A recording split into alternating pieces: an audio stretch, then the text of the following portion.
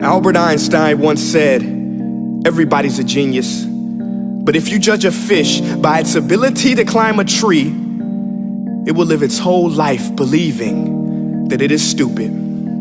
Ladies and gentlemen of the jury, today on trial we have modern day schooling. Glad you could come. Not only does he make fish climb trees, but also makes them climb down and do a 10-mile run. Tell me, school, are you proud of the things you've done?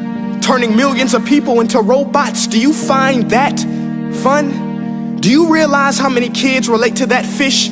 Swimming upstream in class, never finding their gifts, thinking they are stupid, believing they are useless? Well, the time has come, no more excuses. I call school to the stand and accuse him of killing creativity, individuality, and being intellectually abusive.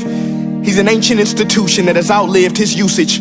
So, Your Honor, this concludes my opening statement, and if I may present the evidence of my case, I will prove it. Proceed. Exhibit A. Here's a modern day phone. Recognize it? Here's a phone from 150 years ago. Big difference, right? Stay with me. Here's a car from today, and here's a car from 150 years ago.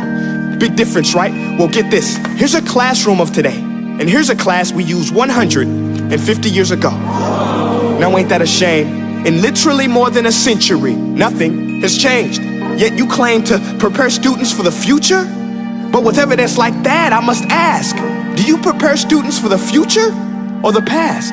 I did a background check on you and let the record show that you were made to train people to work in factories, which explains why you put students in straight rows, nice and neat, tell them sit still, raise your hand if you want to speak, give them a short break to eat, and for 8 hours a day, tell them what to think.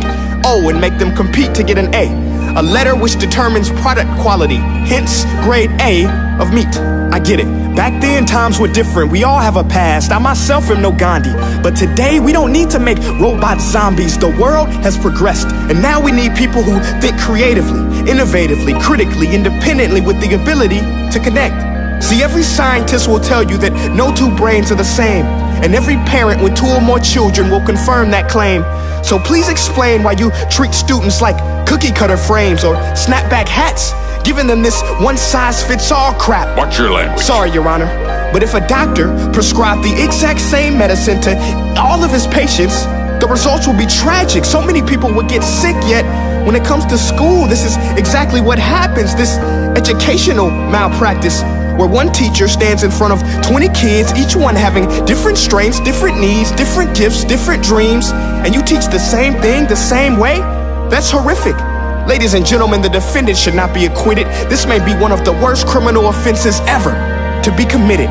Ladies and gentlemen of the jury, if we continue down this road, the results will be lethal. I don't have much faith in school, but I do have faith in people. And if we can customize healthcare, cars, and Facebook pages, then it is our duty to do the same for education, to upgrade it, change it, do away with school spirit, because that's useless. Unless we're working to bring the spirit out of each and every student, that should be our task.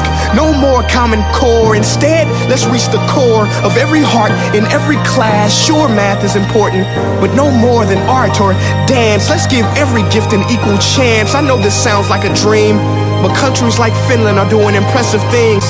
They have shorter school days, teachers make a decent wage, homework is non-existent, and they focus on collaboration instead of competition. But here's the kicker, boys and girls, their educational system outperforms every other country in the world. Other places like Singapore are succeeding rapidly. Schools like Montessori, programs like Khan Academy, there is no single solution. But let's get moving, because while students may be 20% of our population, they are 100% of our future. So let's attend to their dreams, and there's no telling what we can achieve. This is a world in which I believe, a world where fish are no longer forced to climb trees. I'll rest my case.